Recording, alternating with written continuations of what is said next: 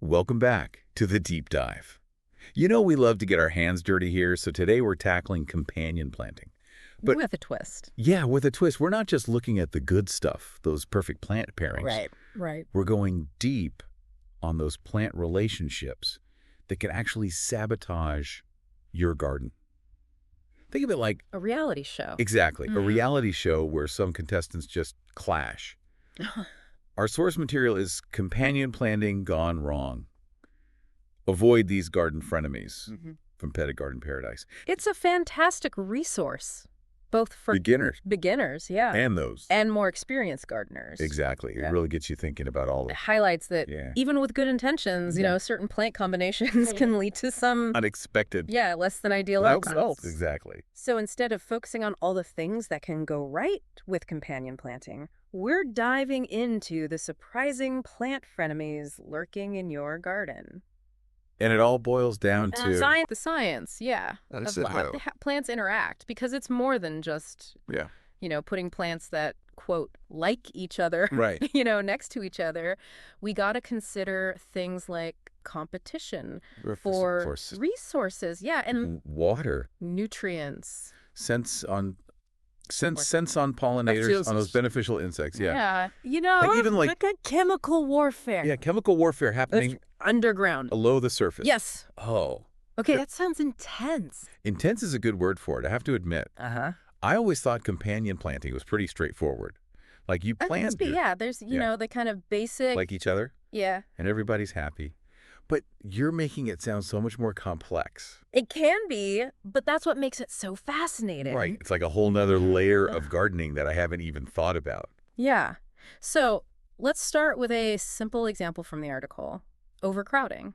It seems obvious. Right. But even experienced gardeners can fall into this trap of Cramming yeah. too many plants. Too many plants into a small space. Yeah. Like the blog uses This is an example. pole, beans, and beets Okay. as an example. I've definitely been guilty of that. Yeah. Last year, my tomatoes were practically sitting on each other's laps. Uh-huh. I blamed it on a bad tomato variety, but maybe it was just too much togetherness. It could have been. So both beans and beets are what are called heavy feeders, meaning they need a lot of nutrients from the soil. Makes sense. If they're too close together, Yeah. they end up competing for the same resources, and neither plant thrives. Exactly. So it's like a garden variety. It is. Hunger Games. Right. But with roots instead of weapons. That's a great analogy. And it's not just about nutrients. Okay. Overcrowding also affects things like airflow and sunlight, which make them more susceptible to diseases. Diseases and pests. Uh-huh. Okay, so spacing is crucial. But what about those pollination problems the article mentions? How can planting more things together lead to less pollination? Well, some plants, especially those strong scented herbs, can actually repel the beneficial insects Oh, interesting. that other plants need for pollination. Uh-huh. So think about rosemary and sage planted near cucumbers. So those fragrant herbs are like bouncers at the cucumber flower party, Right. turning away all the BVIPs. That's rough for the cucumbers. Exactly. That scent that we find pleasant can actually mask those subtle floral scents that attract pollinators. It's like trying to have a conversation at a rock concert. Yeah, nobody can hear you. You can't hear anything. So if we want to maximize our pollination, we need to be strategic about which plants we put together. What are some other mistakes gardeners make when it comes to companion planting? Well, the blog outlines 5 key blunders. Each with actionable tips on how to avoid them. Perfect. Let's hear it. So the first, overcrowding, we already talked about. Right. But there's also mismatched water needs, tall versus short conflicts, what they call the pest party plot, Ooh. and the ever-present threat of aggressive takeovers. Okay, let's dive into those. Yeah. I'm all ears for these gardening mishaps, and I'm sure our listeners are too. Yeah. Okay, mismatched water needs. Yeah. That sounds pretty self-explanatory. Right. But I'm guessing there's more to it than just grouping There is. thirsty plants together. It's not just about grouping plants with similar needs. Right. It's about understanding how those needs impact the overall garden environment. Interesting. The blog gives the example of planting lettuce, which loves consistent moisture next to drought-tolerant rosemary. I can see where that would be a problem. You'd either end up overwatering the rosemary or underwatering the lettuce. Exactly. Neither one's going to be happy. And in the process, You might be creating conditions that favor pests or diseases. Oh, that makes sense. So it's not just about keeping the plants happy. Right. It's about maintaining a healthy balance in the entire garden ecosystem. It's like planning a dinner party where you have to consider Yes. not only who gets along with whom, but also Right. their dietary restrictions Yeah. and preferences. Exactly. And just like with a dinner party, Right. some pairings are just destined to clash. Yes. And that brings us to What's next? the next common blunder. Okay. Tall versus short conflicts. Tall versus short. Yeah. Okay, that one's pretty visual. Yeah. I'm picturing like a towering sunflower Yeah. casting this permanent shadow Right. over a little tiny patch of basil, Exactly. trying to like reach for the sun. You got it. And it's not just sunflowers. Right. Any tall plant can create shade issues for Right. those smaller sun-loving crops. Makes sense. So the article suggests either grouping plants with similar height requirements or strategically planting more shade-tolerant species, You got like it. spinach, under those taller crops. That's clever. Yeah. Like a multi-level garden It is. where everybody's getting Yeah, everybody gets their moment in the sun. their perfect amount of sunshine. Exactly. Okay, so we've covered overcrowding, water needs, and height conflicts. Uh-huh. What's this about a pest party plot? Oh, yeah. That sounds ominous. This one's all about understanding Yeah. how certain plant combinations can unintentionally attract pests. Okay. The example from the blog post is planting aphid-loving cauliflower Uh-oh. right next to kale. Yeah. Which is also a favorite aphid snack. So it's like you're laying out the welcome mat You for are, these tiny sap-sucking invaders. you are just asking for trouble. And once they've decimated the cauliflower and the kale, where do they go next? They're going to move on to something else. Right. So the key here Okay. is to avoid Yeah. planting crops that attract the same pests Got it. in close proximity. Makes sense. So diversify your plantings, Uh-huh. and you'll disrupt the pests buffet line. I love that analogy. Disrupt the buffet line. Right. Okay, last but not least, we have the aggressive takeover. Oh, boy. I have a feeling I know where this is going. You probably do. It's mint, isn't it? It is mint. Bingo. I love mint. But it has a tendency to, shall we say, spread its enthusiasm a little too liberally. A little too much. Yeah. Mint is notorious I for know. its invasive nature. It spreads quickly via underground runners, Right. and it can crowd out its more well-behaved neighbors. Yes. So the blog recommends Let me guess. Contain it? containing it, Yeah. planting it in pots, Right. rather than directly in the garden beds. It's like giving mint its own little apartment, It is. so it doesn't take over the whole house. Exactly. I love it. Okay, so we've covered some of the common mistakes. We have. Let's move on to those specific pairings Let's talk. that often cause trouble. Yes. So the article provides what they call a bad neighbor's cheat sheet. Okay. And some of these pairings might surprise you. Okay, let's hear about those plant frenemies. Yeah. I'm ready for some garden gossip. All right. So, for example, Yeah. tomatoes and potatoes. Yeah, you think they get along. You would think They're both nightshades. they are, Right. but they actually share susceptibility to blight, Blight, yeah. which is a fungal disease that can devastate I've dealt with blight. both crops. It's no fun. So it's like they're enabling sugar each don't other's fuck up. bad habits. Yeah. Exactly.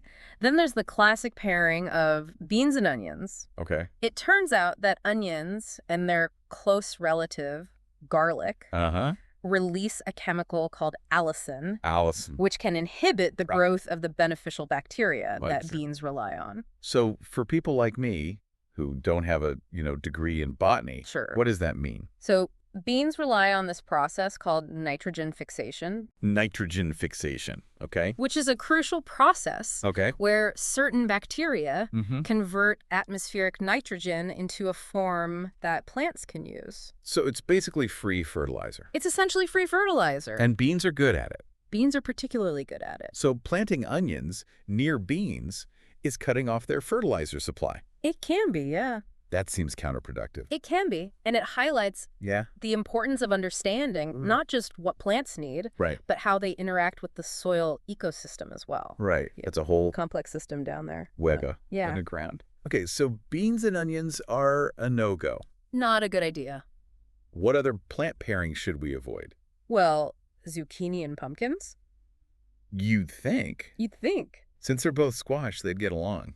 You would think, Yeah. but despite both being part of the squash family, Right. are also known to clash. Okay. They attract similar pests, Okay. and they can engage in This is that word. a process called allelopathy. Allelopathy, yeah. Yeah. That sounds like a mouthful. It is. I'm not going to lie. It is a mouthful. But what is it? But it's a fascinating concept. Okay. It basically means that some plants release chemicals into the soil that can inhibit the growth of other plants. So they're basically waging chemical warfare on each other. Exactly. And zucchini and pumpkins are known For being drama queens. for being particularly aggressive in this regard. Noted. If I want a good harvest of both zucchini and pumpkins, I'm keeping them Separate them. far, far away. Yes. Okay. And finally, we have a pairing Yeah. that might seem a little counterintuitive. Right. Basil and rue. Now, those are two herbs I wouldn't necessarily think to plant together anyway. Yeah, They both have such strong, distinct they do. aromas. Right.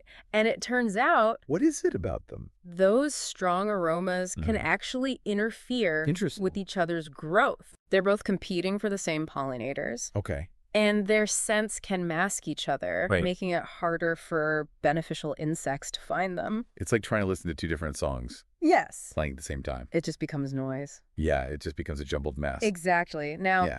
recognizing these bad pairings is one thing, Right. but knowing how to spot the warning signs Right. of companion planting gone wrong Yes. is equally important. That's a great point. So what should we be looking for in our gardens? How can we tell if our plants are feuding? Well, the blog post highlights a few Okay. key warning signs. So Mhm. one is Uh-huh. stunted growth Okay. or yellowing leaves. So if they're looking a little Right. pale and undernourished. Indicate that plants are competing for nutrients or that Right. one plant is releasing chemicals Right. that are harming its neighbor. So if my plants are looking a little pale and undernourished, it might be time to investigate their relationships. Exactly. Another red flag is Okay. a sudden influx of pests. Right, like our cauliflower and kale. Exactly. If you see Yeah. a particular pest Uh-huh. suddenly So it's taking over. taking over, Yeah. consider whether your plant pairings might be attracting them. Okay, that makes sense. It's like you're sending out a dinner invitation Yeah. to all the aphids in the neighborhood. Okay.